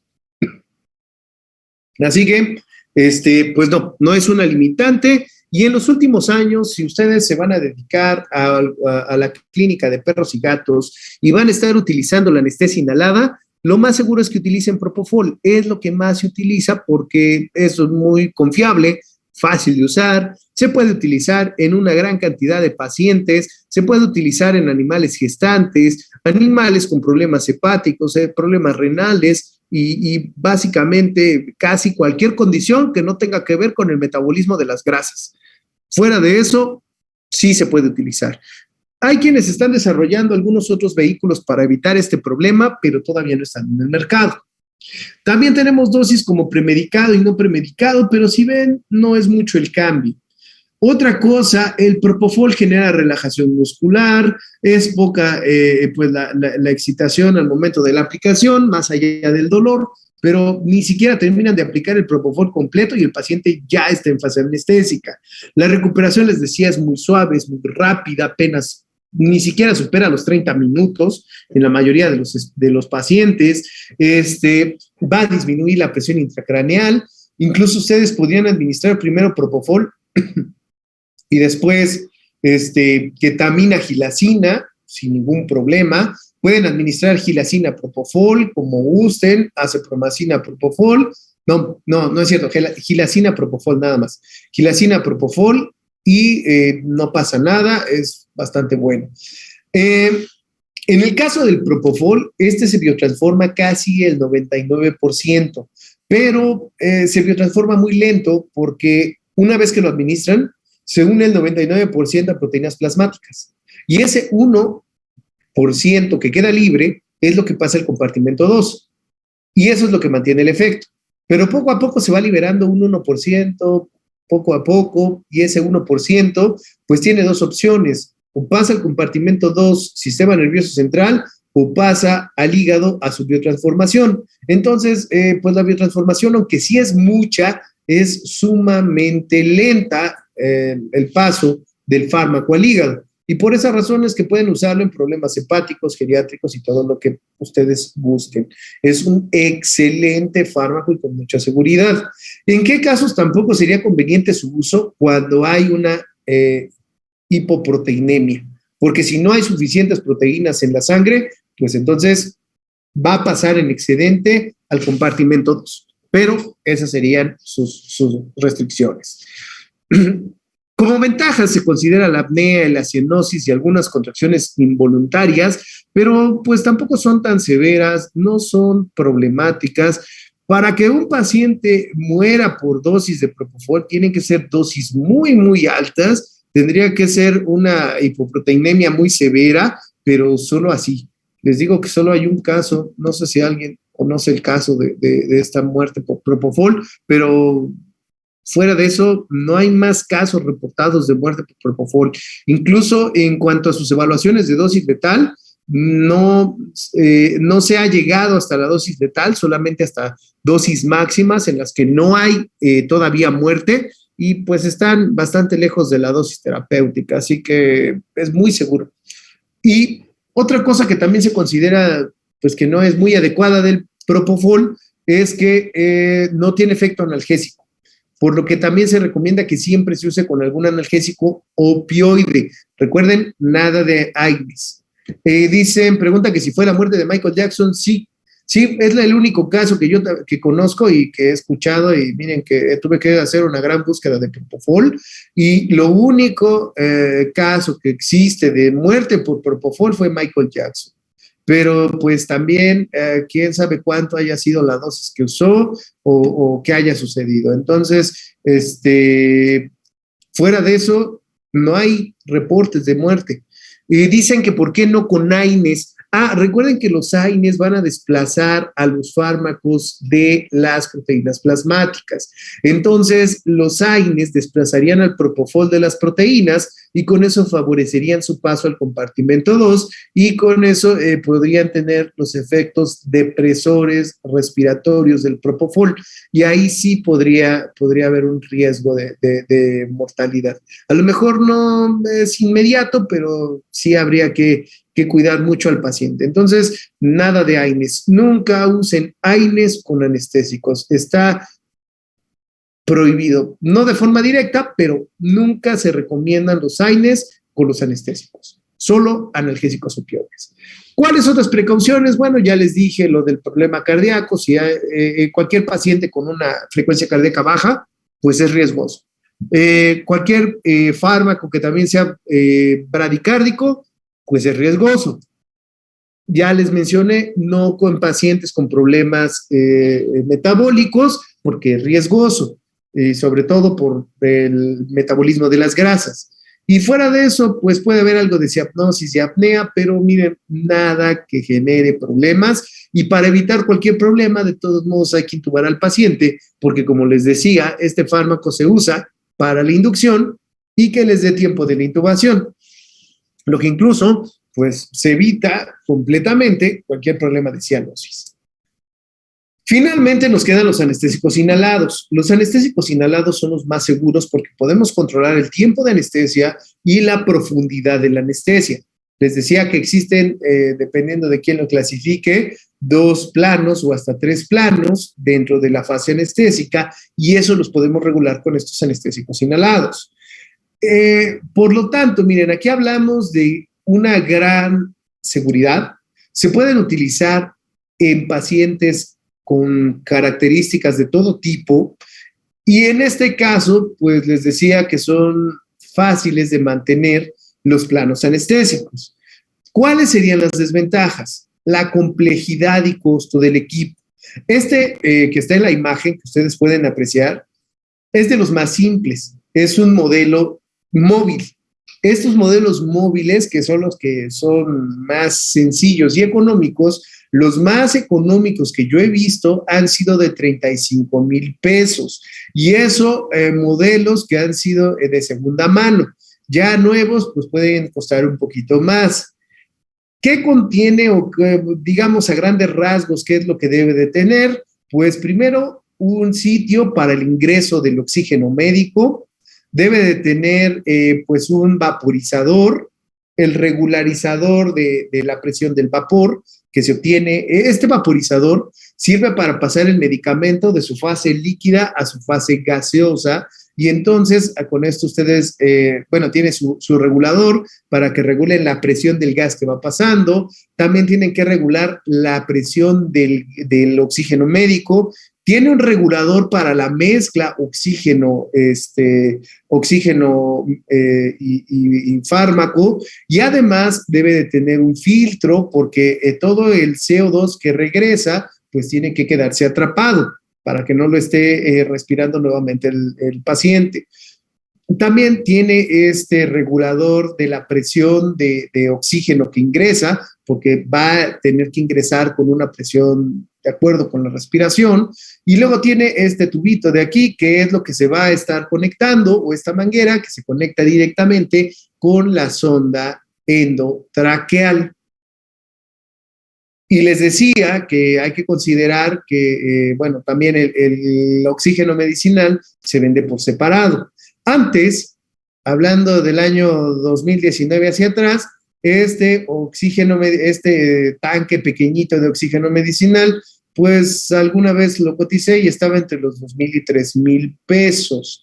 Pero ustedes saben que a partir del 2020 y ahora 2021, estos tanquecitos no cuestan 2,000 a 3,000 pesos. Se ha llevado un sobreprecio de estos tanques y pues han llegado a precios irrazonables. Pero pues necesitan uno de estos porque de alguna forma tienen que introducir el oxígeno médico. Hay algunos que llegan a utilizar concentradores de oxígeno, también funcionan, pero pues el concentrador también tiene su propio precio, y pues ya saben que en estos últimos años los concentradores también han subido mucho su precio. Y rellenar el tanque pues también tiene un costo. Así que ya asumen el costo de todo esto, y pues la inversión inicial no siempre es tan simple. Y este es el básico, porque si alguna vez en un congreso pregunté por uno que es el más grande y el más costoso que he visto, y lo tenían ahí de exhibición, y era un equipo que era fijo. De hecho tienen que ir a instalarlo a la clínica. El equipo pues es mucho más grande, cuenta con 2 vaporizadores, uno para cada fármaco, porque cada fármaco tiene un vaporizador distinto. Y aparte, venía hasta con su mesa de cirugía, incluía un monitor multiparamétrico y un montón de cosas extra. Tenía su propio concentrador de oxígeno para que no tuvieras que comprar tanquecitos. Entonces era una cosa así impresionante, pero solamente costaba cerca de 500 y tantos mil pesos, o sea, poco más del $500,000 Y es lo más caro que he visto, y si era versión veterinaria, porque todo lo que tenía era para tamaño veterinario, pero pues ya estamos hablando de un costo pues mucho mayor. Y saber usar los equipos no es tan difícil, pero sí deben de capacitarse. No se miden en miligramos por kilogramos, se miden en volúmenes de respiración, y eso pues es otra cosa. No lo vemos en la práctica porque pues sí depende mucho del equipo, y sus controladores. Por eso es que no lo vemos en la práctica de laboratorio, porque esto se hace de una forma muy distinta. Y tendrían que tener el aparato para saber pues qué perilla mueve cada cosa. Así que es diferente. Entonces, a eso van los riesgos potenciales al personal en caso de alguna fuga, porque este aparatito también necesita un mantenimiento continuo, que no se rompan los empaques, que se mantenga todo bien sellado, porque pues eso puede ser riesgoso. Y pues como son líquidos volátiles, inflamables o tóxicos, pues hay que tener mucho cuidado y sobre todo en periodos prolongados. Como ven, sí es muy seguro, son fáciles de usar, pero es algo que se debe de capacitar dependiendo del aparato. No es una capacitación general. En algunas cosas sí, pero en la mayoría no. Pero fuera de eso, si ya tienen su equipo y saben utilizarlo, tienen uno de los mejores equipos para anestesia inhalada. No necesitan el de $500,000 desde este que es el más económico, ya tienen lo que necesitan, las piezas base. Ya el de 500,000 y tantos pesos, bueno, ese ya tenía muchas cosas más. Pero es otra cosa muy distinta. Hemos tenido muchos anestésicos inhalados a lo largo de la vida, pero actualmente el único que se usa en México, o bueno, los dos que se usan en México, son el isoflorano, que es este de aquí, y uno que se llama sevoflurano. Aquí está. Había otros, pero estos otros llegaban a ser nefrotóxicos, hepatotóxicos, irritantes para las mucosas, carcinogénicos y aparte hasta más inflamables. Y por esa razón, pues fueron saliendo del mercado hasta que llegó el isoflurano, que ustedes pueden comprar en una botellita y en lugar de estar cargando tanques de CO2, pues nada más en una botellita la pueden llevar a todos lados. Les decía que el primero y de los primeros fue el alotano. El alotano, no, bueno, el alotano, antes de que lo tomen como uno de los que se usa, el alotano ya no se usa. El alotano fue de los primeros, solo por eso quiero comentarles. El alotano no se usa porque el alotano era muy tóxico. Sus metabolitos del alotano generaban ataxia, letargo, y esto también deprimía mucho el sistema nervioso central hasta llegar a un colapso respiratorio, cardiovascular y muerte, además de toda la irritación que generaba en la garganta. Así que el alotano, a nivel mundial, ya se prohibió como anestésico inhalado. Por eso es que se los comento, porque sí van a encontrar alotano como reactivo para laboratorios, pero este alotano que van a encontrar como reactivo para laboratorios ya no se usa como anestésico inhalado. Hay quienes todavía llegaban a usarlo mezclándolo, juntándolo en torundas para meterlo con ratones, pero pues ya tampoco es conveniente que lo hagan. Porque aparte, como les digo, puede ser problemático hasta para el que use el producto por la misma inhalación. Entonces, no es ya usado, no está aprobado ni siquiera en México. Luego tenemos el isoflurano. Este es el que sí se usa. El isoflurano, miren, es el más usado.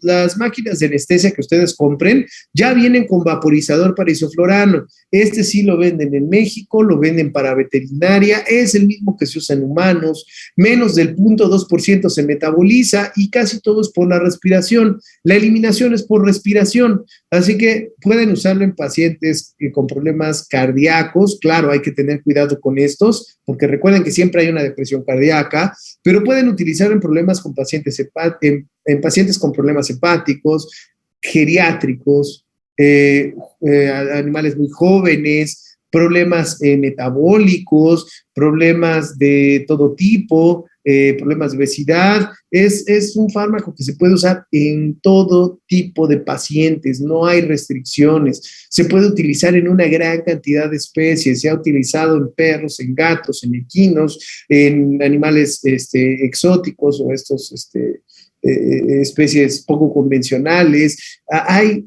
en aves también se usa. Entonces es un fármaco que se puede utilizar con mucha versatilidad. Les digo que las mismas máquinas ya tienen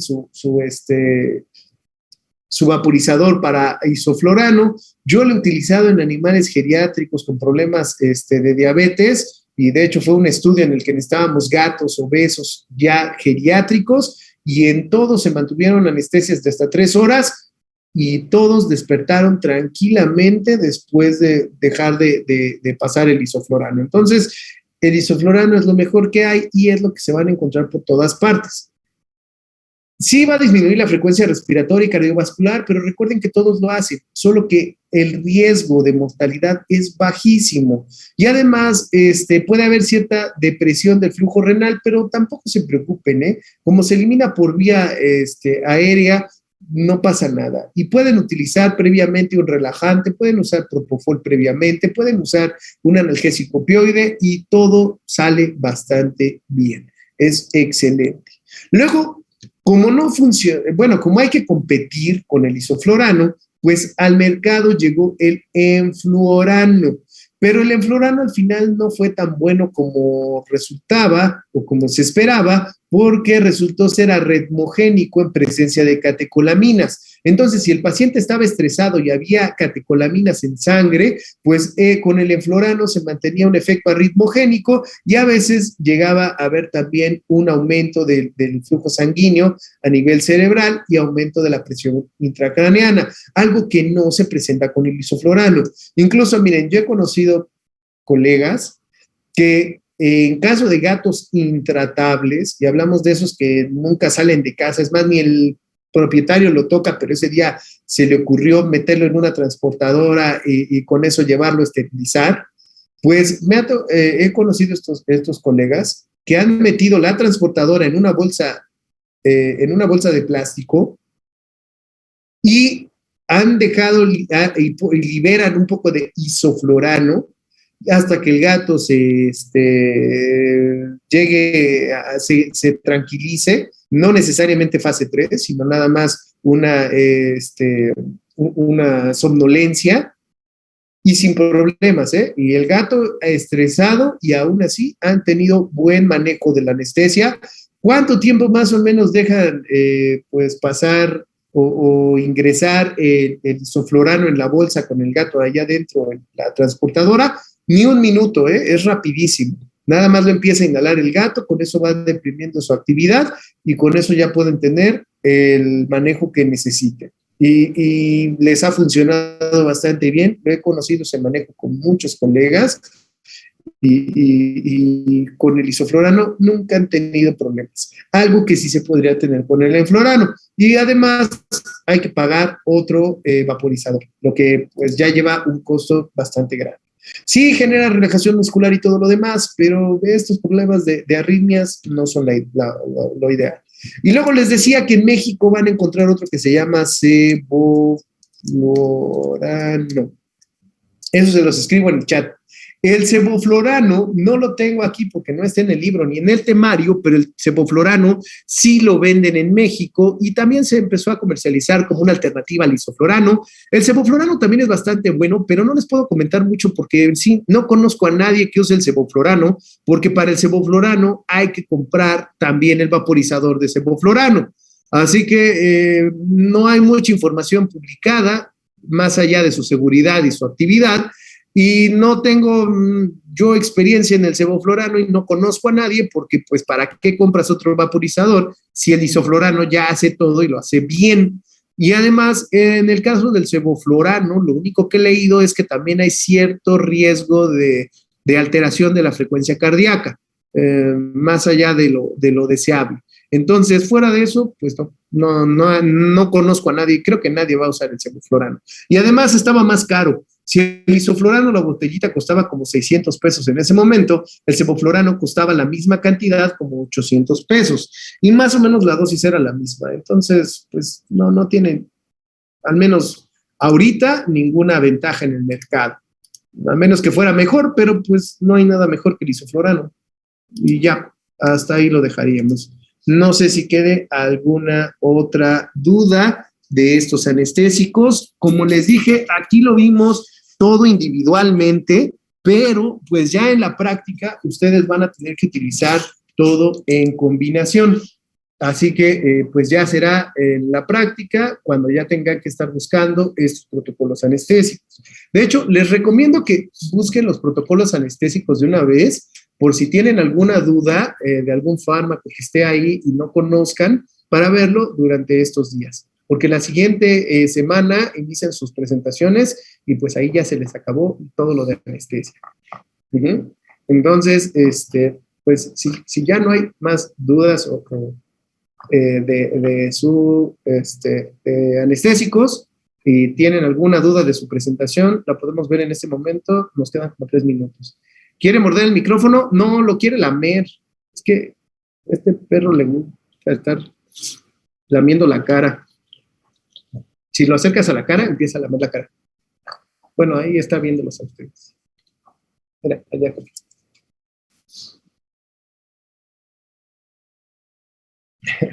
Entonces, bueno, parece que ya no hay más dudas tampoco de sus presentaciones. Entonces, nos vemos el próximo jueves y pues continuamos con los relajantes. Cuídense.